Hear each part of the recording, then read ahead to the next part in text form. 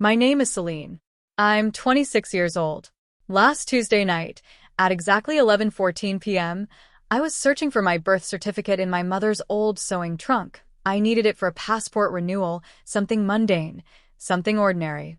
But instead of a document folder, my fingers found a leather portfolio I'd never seen before, worn at the edges, tied with a thin ribbon that had gone brittle with age. Inside were 7 letters. 7 letters addressed to me, in handwriting I didn't recognize, small, careful, looping script that looked like it had been written by someone trying very hard to be brave. The first one began, "My darling Selene, if you're reading this, I'm already gone, and there's something your parents were supposed to tell you 26 years ago." I read that line 7 times before my hands started shaking. I was never supposed to find those letters. And in the space of a single minute, everything I thought I knew about my family, about myself, cracked wide open. 5 days after I found the letters, my phone rang at 4:02 p.m. It was my mother. Her voice was thin and breathless, the way it gets when she's cornered and trying to manage a crisis without anyone noticing. "Selene, your biological mother's brother showed up at Leo's engagement party. He's here right now. He's asking questions. He's saying things I can't control. I need you to come here immediately and help me smooth this over. Please, we cannot let this ruin your brother's night." This woman, who had spent my entire life telling me I was too sensitive, too difficult, too much work to love, now needed me to protect the family's perfect image. And I told her I'd be there. I said it calmly, almost sweetly.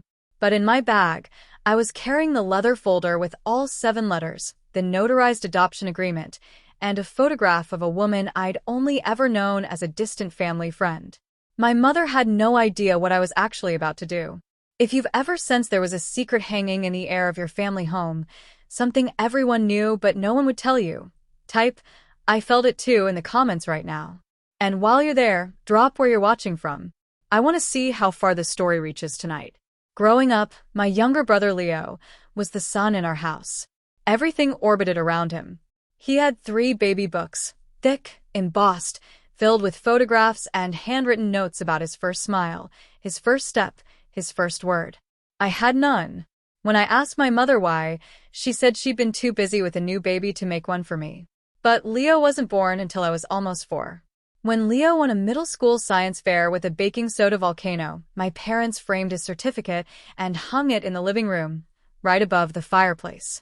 When I won the exact same fair 2 years later with a project on butterfly migration, my certificate stayed in my backpack until I threw it away. I told myself it was normal, that all families have favorites, that love is distributed unevenly, and I'd just drawn the short straw. But there was always this quiet, unspoken message running beneath everything. You are not meant to be here.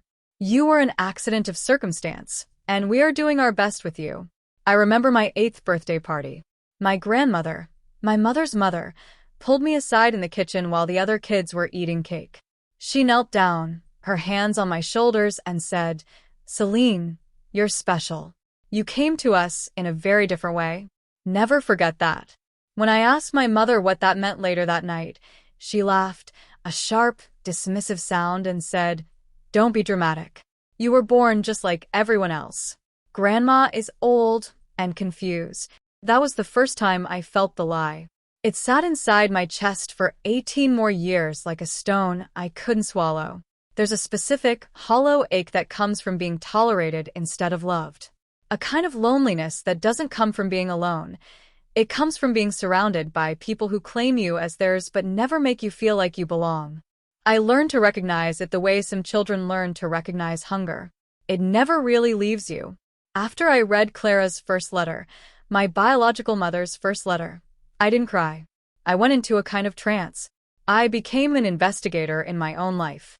I searched every name, every date, every reference. I found the notarized adoption agreement my parents had signed 3 weeks before I was born, promising, legally, formally, to tell me the truth about my origins by my 10th birthday. I found a single photograph tucked behind the last letter. Clara holding me in a hospital bed, her face exhausted but radiant, her eyes locked on my newborn face with a kind of love I'd never seen in any photo of myself since. I found her obituary deep in a newspaper archive. She had died when I was 11, the exact same year my mother told me Aunt Clara moved away and we won't be talking about her anymore. I even located her brother, my Uncle David, who had spent 15 years trying to contact me through letters, phone calls, even a private investigator, and my parents had blocked him at every turn, telling him I didn't want to be found. I didn't tell anyone what I discovered. I kept going to Sunday dinners. I kept smiling at my mother's stories about how much she'd sacrificed for her children. I kept watching Leo be the golden boy, while I played the role of the difficult daughter. And I waited, because Leo's engagement party was just weeks away, a grand celebration at a restored barn venue with fairy lights, white peonies, and 50 of our closest family and friends. The kind of event where my parents would be performing their perfect family act for an audience that included Leo's wealthy future in-laws. That was the night the truth needed to come out. Not in private, where my mother could spin it and gaslight me and make herself the victim, but in front of everyone who mattered to her image. So here's my question to you, and I need your honest answer. If you discovered your parents had hidden your entire identity from you for 26 years, if you learned the woman you thought was a distant family friend was actually your biological mother, and she had died believing you were loved and cared for, would you confront them quietly, in private, with grace? Or would you do it in front of everyone they'd ever tried to impress? Comment private or public right now, then watch what I did. I walked into the engagement party at 7:30 p.m. The barn was beautiful, fairy lights hung from the rafters, white peonies and eucalyptus arranged on every table, a string quartet playing softly near the gift table. My mother spotted me from across the room and rushed over, her smile tight and practiced. She grabbed my elbow and pulled me aside. "Thank God you're here. The Uncle David is near the bar. He's been talking to your father's cousins, asking too many questions. Just go over there and tell him everything is fine. Tell him the letters don't mean anything. Tell him you're happy and you don't want to dig up the past." I looked at her, this woman who had hidden my entire origin story from me, and I nodded. I walked past her, but I didn't go to the bar. I found my Uncle David first. He was standing alone, nursing a glass of whiskey, and when he saw me, his face crumpled. "You have her face," he whispered. "You have Clara's face. I've been trying to reach you for 15 years. They told me you didn't want to know." I almost collapsed right there, but I held it together because the night was just getting started. At 8:15 p.m., my father stood up and raised a champagne glass. The room quieted. "To family," he said, his voice warm and rehearsed. "The only thing that matters."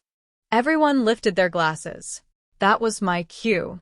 I set down my water glass, reached into my bag, and pulled out the leather folder. "I have something to add," I said. The room turned. My mother's smile flickered. I opened the folder and pulled out Clara's first letter, the paper soft with age. And I read, aloud, in front of 50 people.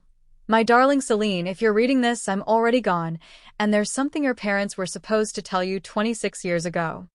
My mother's mouth opened. My father's face went white. Leo froze mid-sip. I read every word. The hospital photo, the broken promise, the notarized agreement, the description of a woman who gave me up because she loved me and was promised I would always know the truth. The fairy lights kept glowing. Somewhere a champagne glass was set down too hard and cracked.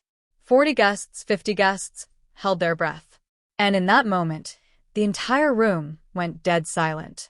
Not a whisper, not a cough, just the weight of a 26-year-old secret finally landing where it belonged. I finished reading and stood there, shaking but steady. And then my Uncle David stepped forward. His voice cracked but carried across the room. "Selene, your mother, Clara, she used to sit outside your school every afternoon just to watch you come out. She never approached you. She never wanted to confuse you. But she made me promise that if your parents never told you the truth, I would. I've been trying to keep that promise for 15 years. I didn't know that.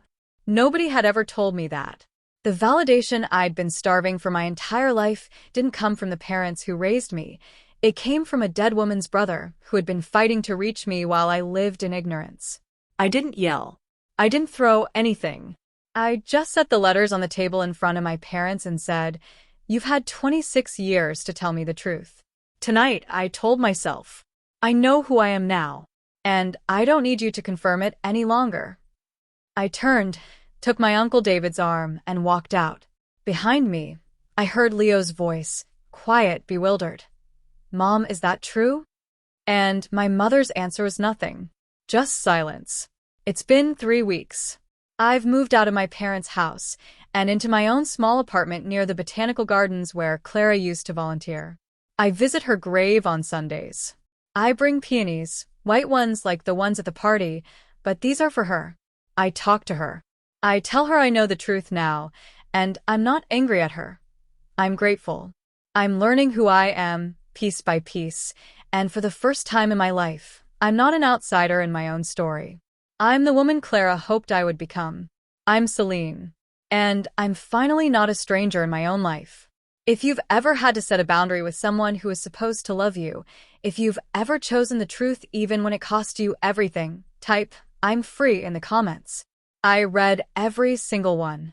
And if you want more stories like this, hit subscribe because Midnight Drama Stories is just getting started.